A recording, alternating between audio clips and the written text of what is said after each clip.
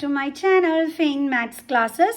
So ഇന്നത്തെ ക്ലാസ്സിൽ നമ്മൾ പഠിക്കുന്നത് 8th chapter algebraic expressions and identities exercise 8.4 question number 3 1 and 2 ആണ് ഇന്ന് നമ്മൾ ഡിസ്കസ് ചെയ്യുന്നത്. സോ ഫസ്റ്റ് ക്വസ്റ്റ്യൻ എന്ന് പറയുന്നത് simplify x square minus 5 into x plus 5 plus 25. ഇതാണ് നമ്മൾ ഫസ്റ്റ് ചെയ്യുന്ന ക്വസ്റ്റ്യൻ. ഓക്കെ, അപ്പോൾ നമുക്ക് ചെയ്ത് തുടങ്ങാം.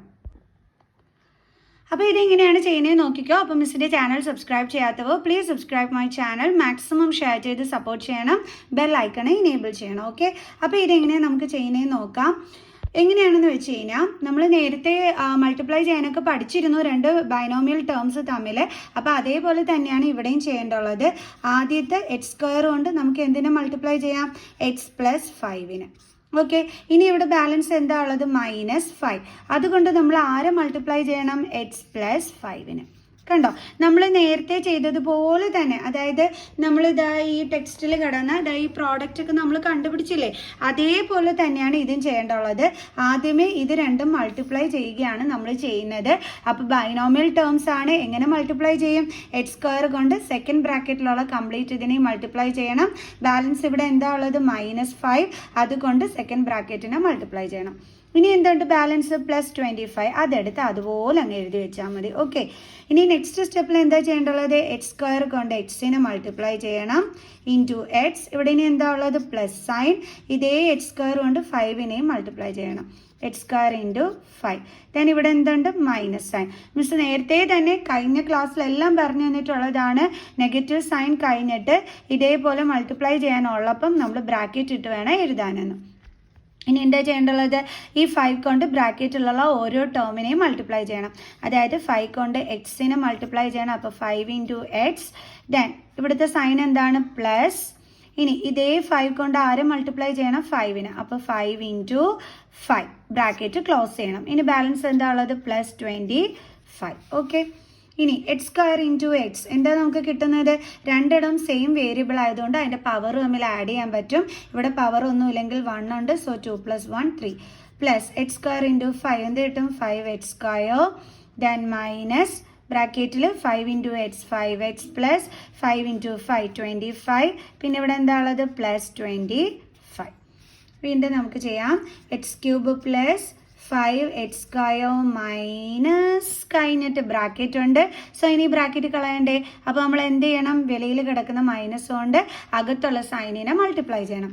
അതായത് ഇതിൻ്റെ സൈൻ ഒന്നും ഇല്ലെങ്കിൽ ഇവിടെ എന്തുണ്ടെന്ന meaning? Plus sign. So minus into plus minus. പിന്നെ നമ്പർ എടുത്ത് അതേപടി എഴുതിയാൽ മതി. ഇനി വീണ്ടും ഈ മൈനസും ഈ പ്ലസും കൂടി ഇൻറ്റു ചെയ്യണം. Minus into plus minus number എടുത്ത് അതേപടി എഴുതണം. ഇനി ഇവിടെ ബാലൻസ് എന്താ ഉള്ളത്? +25. ഇനി അടുത്ത് എന്താ ചെയ്യേണ്ടുള്ളത്? ലൈക്ക് ടേംസ് ഉണ്ടോ എന്ന് നോക്കണം. അതായത് ഇതും ലൈക്ക് ടേംസ് അല്ലേ. സോ ഇതും നമുക്ക് എന്ത് ചെയ്യാൻ പറ്റും? ആഡ് ആണെങ്കിൽ ആഡ്, മൈനസ് ആണെങ്കിൽ മൈനസ് ചെയ്യാൻ പറ്റും. അപ്പോൾ ഡിഫറെൻറ്റ് സൈനാണ്, സെയിം നമ്പറും ആണെങ്കിൽ നമുക്ക് എന്ത് ചെയ്യാൻ പറ്റും? ഇതേപോലെ കട്ട് ചെയ്ത് കളയാൻ പറ്റും. അപ്പോൾ ബാലൻസ് എന്താ ഉള്ളത്? X cube plus 5x square minus 5x. Clear?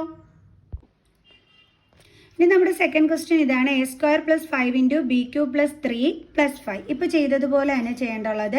A square കൊണ്ട് നമ്മൾ ബി ക്യൂബ് പ്ലസ് 3നെ മൾട്ടിപ്ലൈ ചെയ്യണം. ബാലൻസ് ഇവിടെ എന്താ ഉള്ളത്? +5.